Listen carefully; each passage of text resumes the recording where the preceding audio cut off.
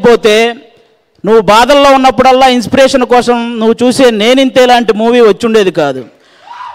అసలు కొత్త వాళ్ళతో ఎందుకు లేని ఆయన ప్రయోగం చేయకపోతే హరీష్ శంకర్ గారు, బాబీ గారు, మల్లేని గోపీచంద్ గారు ఇలాంటి డైనమిక్ డైరెక్టర్లు వచ్చుండేవాళ్ళు కాదు. అసలు ఆయనే ప్రయోగం చేయకపోతే ఈ ఇండస్ట్రీలో చాలామంది అసిస్టెంట్ డైరెక్టర్లుగానే ఉండిపోయేవాళ్ళు, చాలామంది అసిస్టెంట్ కెమెరామెన్లుగానే ఉండిపోయేవాళ్ళు, చాలామంది అసిస్టెంట్ మ్యూజిక్ డైరెక్టర్లుగానే ఉండిపోయేవాళ్ళు. ఆయన ప్రయోగం చేశాడు కాబట్టే వాళ్ళు ఏదో ఒకటి సాధించారు, వాళ్ళ టాలెంట్ని ఇండస్ట్రీకి చూపించారు.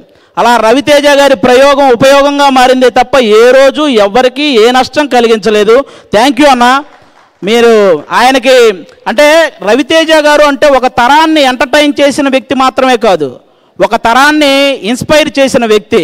ఆయనకి కృష్ణానగర్ కష్టాలు తెలుసు, జూబ్లీ హిల్స్ రిచ్ లైఫ్ తెలుసు, కిందన్న వాళ్ళని పైకి లాగడం తెలుసు, అలా అని పైకి వచ్చిన వాడు ఎవడైనా పొగరుగా ఉంటే ఆ పొగరు దించడం తెలుసు. అలాంటి వ్యక్తి మా రవితేజ గారు. అంటే ఉన్న ఊరిని కన్న తల్లిదండ్రులని వదిలేసి వచ్చి ఇక్కడ ఒక పూట తిని ఇంకో పూట తినక పేపర్ల నిండా కథలు పెట్టుకొని బుర్ర నిండా ఆశలు పెట్టుకొని సగం కాళ్ళని కడుపుతో తిరుగుతున్న ప్రతి ఒక్కరూ, అలాంటి అవకాశం కోసం తిరుగుతున్న వాళ్ళందరికీ అందుబాటులో ఉండే ఏకైక హీరో రవితేజ గారు. ఆయన ఉండడం వల్లే వాళ్ళ కళలన్నీ సాధ్యం అవుతున్నాయి అన్నమాట. అలాంటి రవితేజ గారితో ఈ ధమాకా సినిమాలో వర్క్ చేయటం నాకు నిజంగా చాలా చాలా చాలా హ్యాపీ అనిపించింది.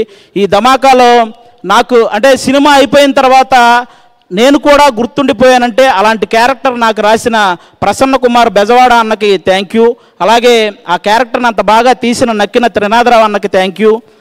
దాన్ని ఎంకరేజ్ చేసిన రవితేజ అన్నకి, అలాగే ఇదంతా కుదిరి ఈరోజు దాన్ని 1 year సెలబ్రేషన్ చేసుకుంటున్నామంటే దానికి కారణమైన పీపుల్ మీడియా ఫ్యాక్టరీ వాళ్ళకి కూడా థ్యాంక్ యూ సో మచ్. అదంతా జరిగింది అంటే కారణం పీపుల్ మీడియా ఫ్యాక్టరీనే, ఇంత పెద్ద సక్సెస్ జరిగిందంటే thank you so much.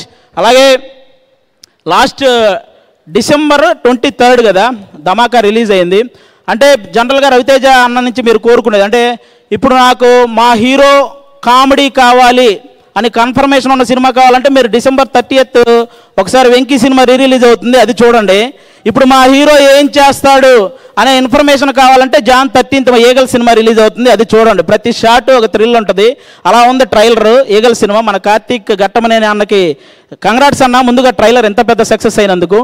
Last December 23rd నుంచి ఈ 1 year సెలబ్రేషన్స్ వరకు ఈ మధ్య ఈ 1 yearలో మనం చాలా చాలా చాలా గొప్ప విషయాలు జరిగాయి మన ఇండస్ట్రీలో కానీ అలాగే మన దేశం తరపున కానీ ఎన్నో గొప్ప విషయాలు జరిగాయి. వాళ్ళందరికీ మా ధమాకా టీం తరపు నుంచి అలాగే ఈగల్ టీం తరపు నుంచి వాళ్ళందరికీ ఇది ఇయర్ ఎండింగ్ కాబట్టి వాళ్ళందరికీ ఒకసారి మనం హ్యాపీ న్యూ ఇయర్ చెప్పాలని నేను మనస్ఫూర్తిగా కోరుకుంటున్నాను. అలా ఇన్స్పైర్ చేసిన వాళ్ళు ఎంతోమంది ఉన్నారు. అందులో ముఖ్యంగా మనకి ఆస్కార్ అవార్డు